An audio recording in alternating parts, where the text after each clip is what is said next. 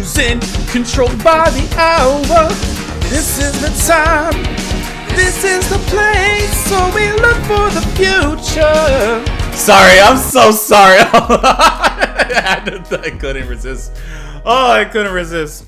Welcome back, everyone. I hope you're having a lovely day. Thank you so much for being here. We are listening and finishing out the album. David Bowie, Man Who Sold the World. We're listening to the final track here on the album. Why did I say album?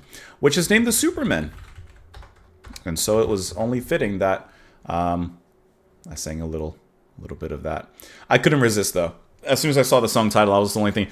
Superman will rob you now. You know, funny enough, I actually heard the Disturbed version before I heard the Genesis version. Sometimes that's how it happens, right? Anyways, let's go and listen to the track. We'll talk about it after. The Supermen. Hopefully they will not rob us now.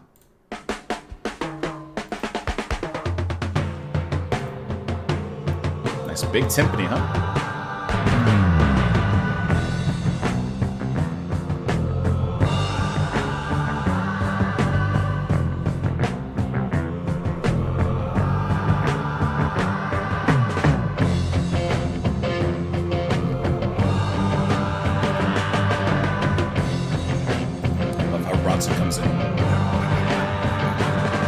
When all the world was very young, a mountain magic a heavy hung, the Supermen would walk in file, guardians of the loveless isle, and gloomy browed with super fear, their tragic endless lives could heave nor sigh in solemn perverse serenity, wondrous beings chained to life.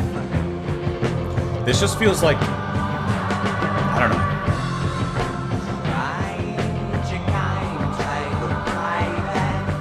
This tumbling rock just coming down a mountain.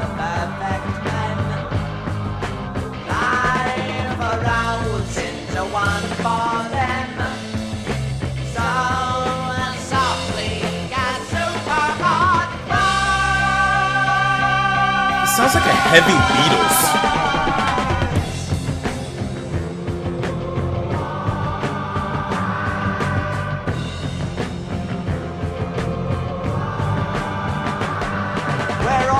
Minds in uni thought, powers weird by mystics taught, no pain, no joy, no power to write, colossal strength, the grasp of fate, where sad-eyed mermen tossed in slumbers, nightmare dreams no mortal mind could hold, man would tear his brother's flesh, a chance that dies, a turn to mold.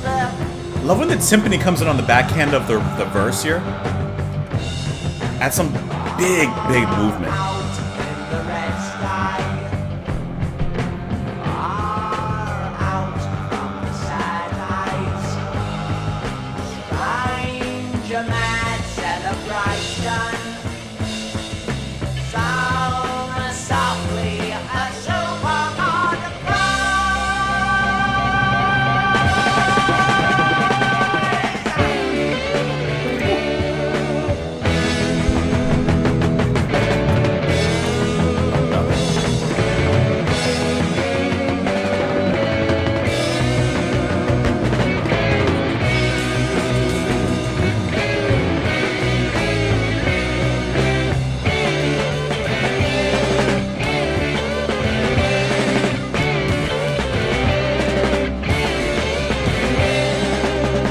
A quick 7/8 change.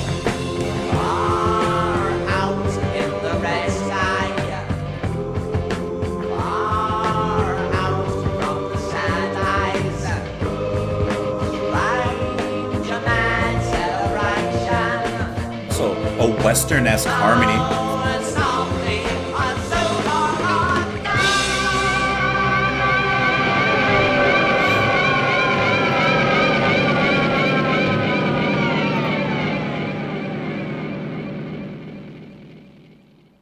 Okay, this track ending the album. Oops, I almost clicked another album.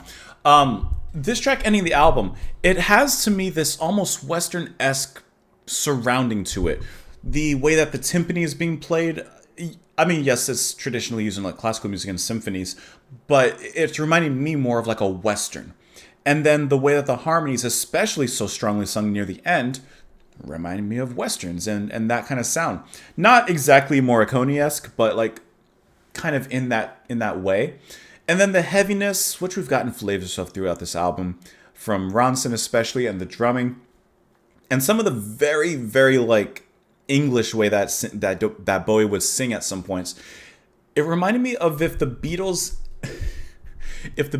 were like, I don't know, mixed with like Black Sabbath, early Black Sabbath, because the heaviness is there. That reminds me of Sabbath, but there's still a certain kind of characterization, certain sort of personality that I'm hearing like a Beatles influence from. I've never looked at like who Bowie's been influenced by or anything like that, but I wouldn't be surprised if this album specifically he was influenced by the Beatles in some capacity. I'm actually just really curious. The man who sold the world. Let's see.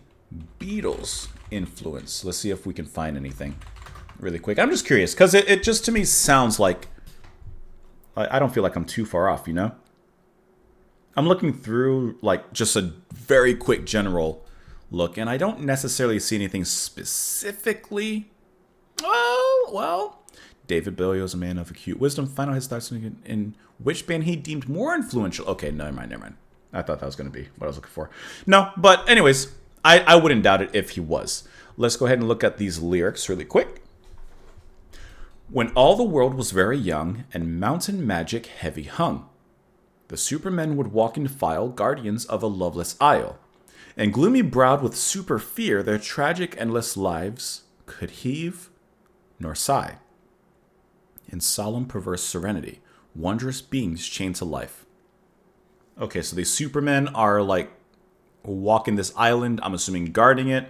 They have endless lives, but they're also alone, chained to life. They're immortal. Strange games they would play then, no death for the perfect men. Life rolls into one of them, or one for them, so softly a super god cries.